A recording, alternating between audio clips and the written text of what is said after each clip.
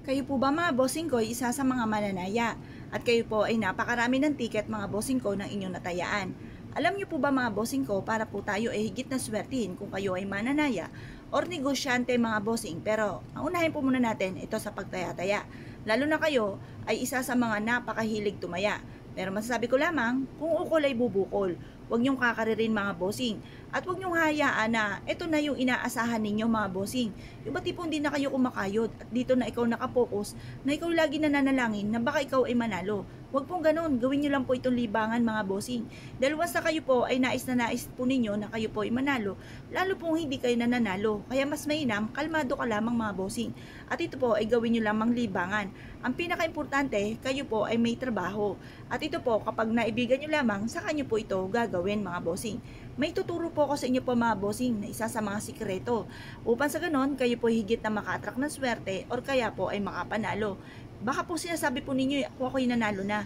Ako po lagi nananalo mga bossing ko ng 5 numero na malaking tulong naman mga bossing upang sa ganon madagdagan ang aking puhunan. Pero sa totaling jackpot mga bossing ko, meron akong kakilala na isa sa mga talagang nakaukol sa kanya na naka-jackpot mga bossing. At ito po mga bossing ko, isa sa tao na napakahilig sa mga pampaswerte. At tunay namang siya ay sinuwerte. Pero masasabi ko lamang, kahit sinabi mong 5 numero lamang, abay, swerte na rin po yan. Kasi pandagdag din po yan ng puhunan. Ngayon po mga bossing, ang gawin nyo po ay ganito. Kunin nyo po yung mga ticket ninyo na inaalagaan.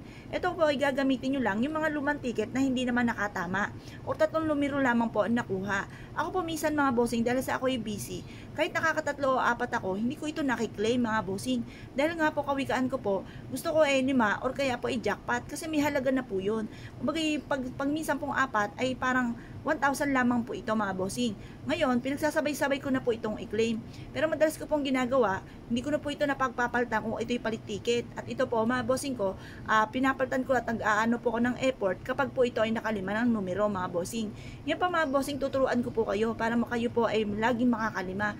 O kaya po kung talaga nakaukol sa inyo, ay kayo po ay makaka-jackpot. Subukan nyo po ito mga bossing.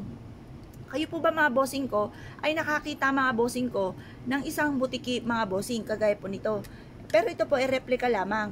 Pero kung sakasakali po mga bossing ko na nakakita kayo ng butiki na lagi nilalapagan mga bossing ko, yung parte ng inyong tahanan na sahig, yun po ilagay nyo po doon yung inyo pong ticket mga bossing. Kasi once ito po ay nadikitan po ng butiki, di ba't ang butiki po ay napakatinding kumapit. Ito po mga bossing ko ay may mga pagkamalangkit din ng kanyang katawan. Ngayon po mga bossing, pero huwag kayong pupugsa mga bossing ko ng butiki kasi malas po yun. Ilagay nyo lang po sa parting yun kung saan laging dumidikit ang butiki, doon nyo po siya ilalagay para kapitan kayo ng swerte. May hatid na swerte mga bossing ko ang butiki.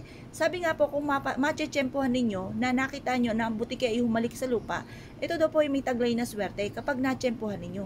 Or kung nakita nyo daw po ang buntot po nito ay 2 or 3, kayo daw po ay meron darating sa inyong buhay na hindi nyo inaasahan na maaaring ikakayaman ninyo. May swerteng hatid po siya mga bossing. Yan po mga bossing, sabi po nila, kapag kayo nagdadasal at tiktik ng tiktik ang butike, sinasang-ayunan ka ng ating butike at maaaring matupad kagad ang inyong kahilingan. Kung halimbawa na nagsasabi ka naman ng pangit at biglang tumiktik ang butike, ikaw ay magdasal at kontrahin nyo kagad na huwag maganap kung ano man po yung dinasal ninyong pangit o kung anong inisip nyong pangit or sinabi ninyong pangit. Ito po isa sa mga sikreto upang sa ganun, magtuloy-tuloy ang pasok ng swerte. Kung kayo po naniniwala at naisyo po itong gawin, asya mga bossing ko, huwag na po kayo magpatumpik-tumpik pa. Subukan nyo po ito dahil proven po ito na maswerte. Basta masasabi ko lamang, huwag nyo kakaririn ang pagtaya-taya. Huwag nyo gawin itong obligasyon. Kapag nagustuhan nyo lamang, saka nyo po siya gawin. At ito po mga bossing kayo, kailangan may positibo kang pananaw sa buhay. Baka naman tumataya ka pero sa isipan nyo, baka kayo ay matalo. Huwag pong ganun mga bossing, huwag ka na muna tumaya kung ganun ang inyong nasa isipan. Kailangan nasa isipan nyo, panay mga magaganda at huwag kayong mag-iisip ng pangit. Subukan nyo po ito, proven po ito na maswerte. At good luck po sa inyo po lahat mga bossing.